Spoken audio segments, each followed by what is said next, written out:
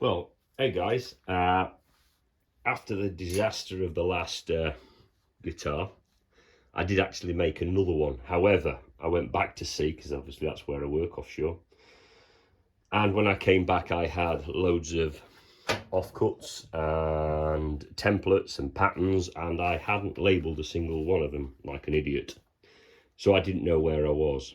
So consequently, my scrap bin, if I can show it you, my scrap bin down there is full of parts that would have been for a plywood guitar. Anyway, I decided to dispense with the plywood and the CNC machine for the majority of the work and do it by hand, the old-fashioned way. Now, I've never built a guitar this way, without the machine, without the CNC.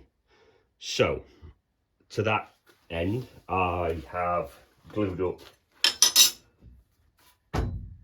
a blank. This would be a neck through. It's mahogany and that's cherry. Now the mahogany here came from offcuts that were being thrown out from a house refurb. These are partly handrails. I have one here, it's a handrailing banister. It was all being thrown away, so I've reappropriated it and I've cut it up into sections.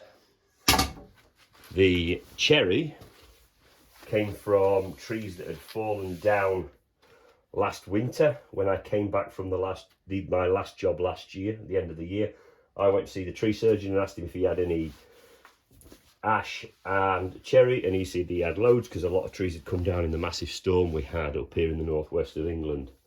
And consequently I bought, which you may have already seen in previous videos, about 10 sections through ash, 5 ash and 5 cherry, put them through my kiln dryer and dried them down. They've been consequently sitting in my kiln dryer since about mid-January with the power off. However, I've machined some of it up here and glued it. I'm not going to bore you with the details of gluing up a blank for the neck like that. It's just machining wood. I have a planer thicknesser. I'm lucky enough to have one. I also have obviously the massive bandsaw over there, and I have a table saw. So I've got the tools to flatten this out. It was fairly straightforward. It is still time consuming to do, even with all that, especially taking a section through a tree. Here's the end of it. So consequently,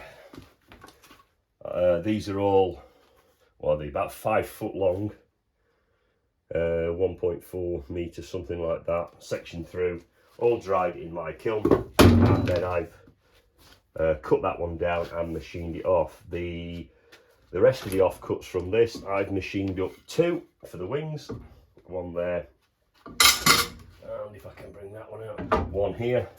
I wondered if I could darken the cherry with black stain and machine it off, but it looks awful, to be honest. So I'm going to keep it sort of like cherry. So these will be machined down, and they're the wings.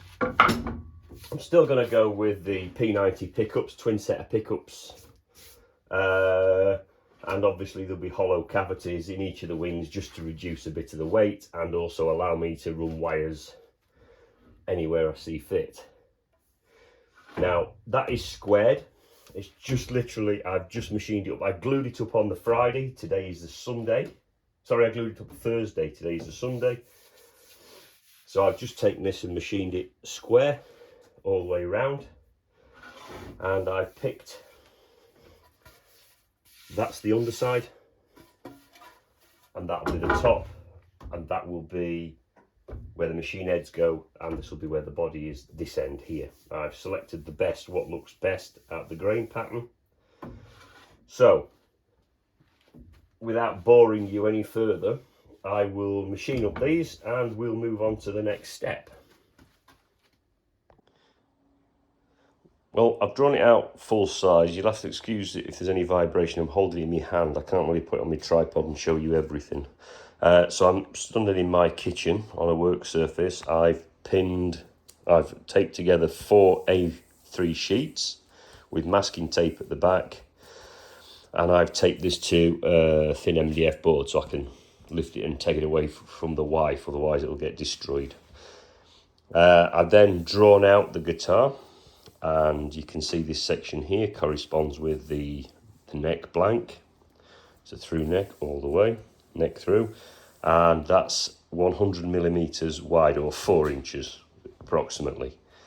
I've put in the position of the truss rod down here, and I'm still umming and ahhing about the shape of the headstock, but you can see something similar to that, and the bridge is there. The nut, obviously what I did, I put the 100 mil in, I started from the nut, measured the thickness, 3.5. I'll be using a Fender style nut because that's 42 millimeters along there, and measured everything back. So there, 25.5 inches to the bridge, or 647.7 millimeters. So it's actually a 25.5 inch scale.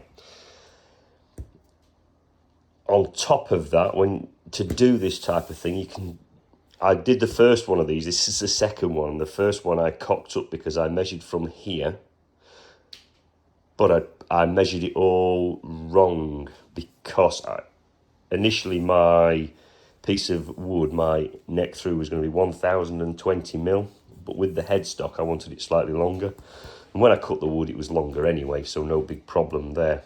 So this is the second one because I screwed up the first one royally when I was drawing it out, and I thought I'll redo it. So then I've transferred all the marks up to the body, so I want a 40 millimeter body, and then there's the neck profile with a slight angle on it, not too much, and the 6 millimeter or 1/4 inch fretboard. The bridge I'm using is extremely low angle. It's all in the box here. It's a low bridge, so the neck won't have an angle on it, it'll be flat, and that is the bridge there. Tuners, using standard tuners, 6 of these things. They're very nice, all in black. Now, I've read this book, and I know loads of people ask about books, but this book here is very, very good, by the late Melvin Hiscock. He's really, really thorough, and this talks about drawing it out. Even if I was doing it, another one on the CNC, I think I'm still going to draw them out in future so I can see what they look like in full size before I commit to cutting any wood. I think it's sensible. On top of that, obviously from Crimson Guitars, I bought this rule, and it contains all the scales. That one, 25 inch, and obviously I'm using 25.5, so it's easy enough. You just lay it out to your nut, and then you can mark off your lines, and even on your fretboard. If you want to do it by hand, obviously if you do it by CNC, you just put the numbers into the machine, which you can get online. To help with that, I have a propelling pencil. I have a 40-inch cheap metal rule I got off Screwfix. This was about, I don't know, £4, 4 quid, 5 quid. And obviously I have a square. So we put the bridge, that on there. Now, obviously my planer creates planer snipe, which you can, I don't know if you can see, there's planer snipe in there. So I've drawn a line there, and I mark that up to the end of my drawing. I can line this up, and I can transfer all my marks. So now I know how big I need these wings. Okay, what I've also got is from the CNC, from the old body I machined on the CNC, I've kept this pattern. So obviously I use that pattern to trace around, and this will, because I've transferred the 100 millimeter marks there and there, I know I can put this onto my piece of wood, trace around it with a square edge along there, and cut it out on the bandsaw or the jigsaw, and I know they can be clamped on there. Okay, so bridge in here somewhere, and then now as for switch position, I could have switch position there, I could have switch position there, and obviously I've got these Wilkinson. I've got a second bridge as well. That bridge is thinner, and there's the second pickup, but this is wide enough to accommodate the pickup. Okay, so what I'll get on and trace all the marks onto here, and you can see bits here. This is why I chose the other side as the back, and this is the top. This is obviously neck, so a lot of this is going to be cut away. And of course with the headstock, I can actually, because I make it, this is longer, I can increase the headstock should I want to make it even bigger. Then I've already made it on the pattern and work out. And because the strings go through the bodies, these are the ferrules that we'll be drilling from the underside. Okay, I'll move on.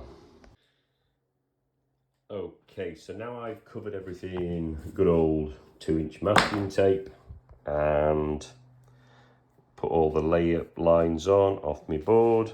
If I can just rearrange that onto that line somewhere close, transferred across, use the square, and I've finalised the headstock design. It's got a curve in it, unusual, maybe it's already been done.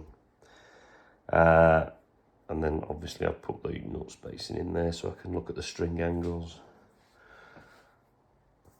So that's where I am now. It's all marked up. I need to mark this onto the back of there, no problem, and then decide on my cutting order, because I'm only going to cut the neck taper down to there because of these shoulders join on, and here it's not too bad, and then the rest of it will have to be done by hand and sort of feathered in.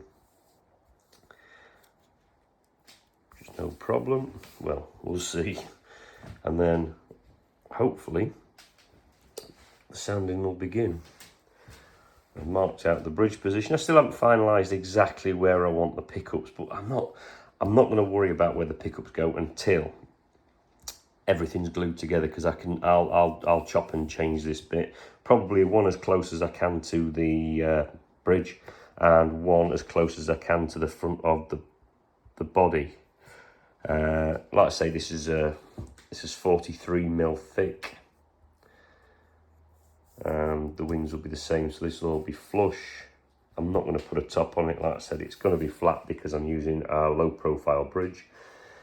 Even if the bridge sticks up a bit, what I can do is I can recess it by 1 mil or 2 in there to give me the angle of the strings that I require. Hoping I don't need to do that, but I want to keep this one straight for now. Maybe future designs I'll bend it, but this wood isn't thick enough for an angled headstock. But it was never designed to be anyway. I always wanted it to be flat. Okay, so I'll move along.